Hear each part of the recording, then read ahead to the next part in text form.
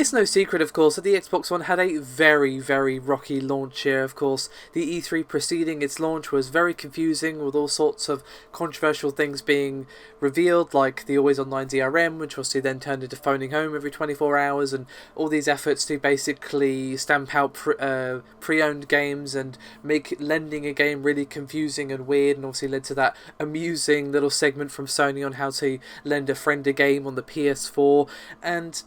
a lot of other problems. The Kinect 2.0 didn't really help, but basically the Xbox One had a really rough time, and eventually, of course, Phil Spencer did come along and save the day, but not before the SS Don Matrick had crashed into an iceberg and all but gone into the sea.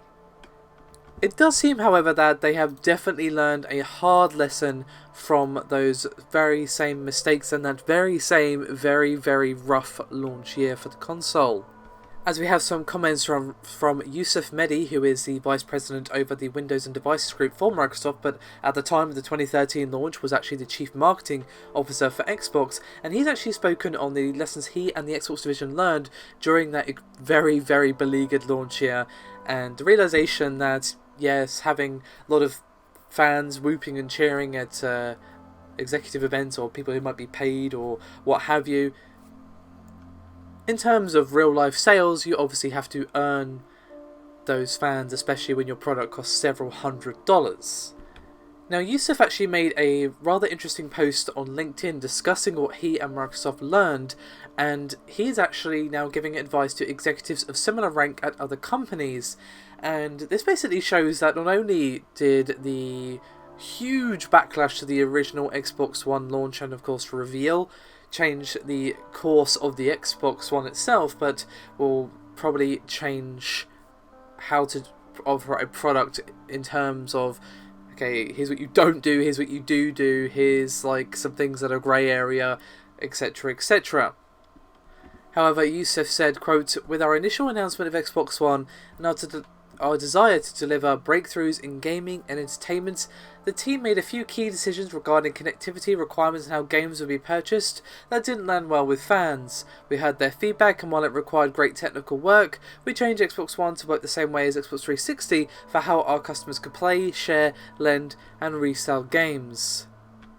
Now, a lot of people, quite rightly, and give credit to Phil Spencer for coming in and saving the day and doing a course correct that has very much caused the console to bounce back. But as with any massive corporation, it obviously comes down to not just one guy, but a team of people working together, and correcting a tactic midstream amongst such controversy obviously wasn't easy, given that, of course, we had dismissive comments, and also comments like the always online DRM couldn't just be flipped off with a switch, and obviously when it was removed seemingly very easily to at least the public perception, it was quite amusing for a lot of people to be like, oh, okay, so you couldn't just turn it off with a switch, but now it's been turned off at the flick of a switch. Okay then. And of course, while the Xbox One is still playing catch up in terms of sales, they do have obviously a lot of positive momentum, and Xbox Scorpio could also be really interesting, and of course it does have some features that are definitely well regarded that are unfortunately absent on the PS4, the most important of those obviously being backwards compatibility. And Yusuf said on this, quote, "You hope to get such cheers from a new release of a game like Halo, but to get this kind of reaction for Xbox backwards compatibility reminded me yet again how delivering on the things that your fans really value trumps all. This experience was such a powerful reminder that we must always do the right thing for our customers, and since we've made that commitment to our Xbox fans, we've never looked back." Now, of course, all of this is very PR-y, and obviously could be taken to be very self-congratulatory, like, yeah, pat on the back, guys, we did it, we tried to give you this terrible product, but you didn't take it, but we fixed it, guys, it's all good. But, tongue-in-cheek aside, they are at least acknowledging the motivations for the, of course, positive course correction for the Xbox One, and he has himself obviously learned a very personal lesson from all of this as well. So I went in to lend him some sincerity, because in case you've forgotten, Yusuf himself got into trouble as at a marketing conference just before the launch. he suggested that Microsoft could, through the Kinect, evaluate how people responded to on-screen ads, and it actually helped people target their ads, which obviously didn't go down particularly well, and Microsoft had their work cut out for them, walking back that statement, and of course, eventually the Xbox One was freed from the shackles of the Kinect entirely. And it definitely does seem that after the very, shall we say, passionate reaction from the community at large after the Xbox One's reveal, and again it was, to be honest, completely deserved, they are at least listening to the fans and thinking, what do fans want? And obviously what fans don't want is what they tried to do with the Xbox One originally, DRM and restricting lending and pre-owned games and all this other stuff, and very much chaining the console to a Kinect, which obviously made the console more expensive versus its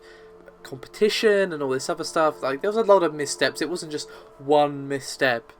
It was a lot of missteps tied together, which unfortunately made it a bit of a three-legged race for Microsoft.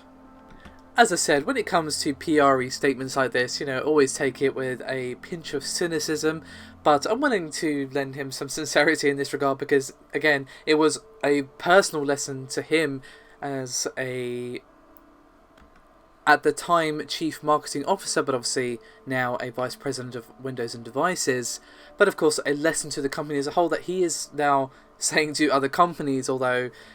the backlash surrounding the Xbox One is so public, I think it served as a lesson all by itself, even without Yusuf or people like him going around saying, yeah, don't do that. And of course a lesson that Microsoft themselves are not going to be forgetting anytime soon, and they have definitely course corrected, not only in this obviously rather big way with the saving of the Xbox One, but also in how they present their E3 conferences generally speaking, because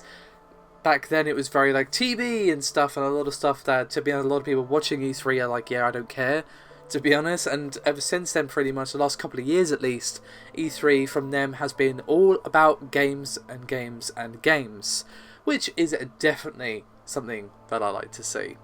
So, thank you very much for watching, guys. I will, of course, link Yusuf Mehdi's LinkedIn post. If you wish to give it a read yourself, it is there for your perusal. Thank you very much for watching. As always, your support is highly appreciated, and I'll see you next time.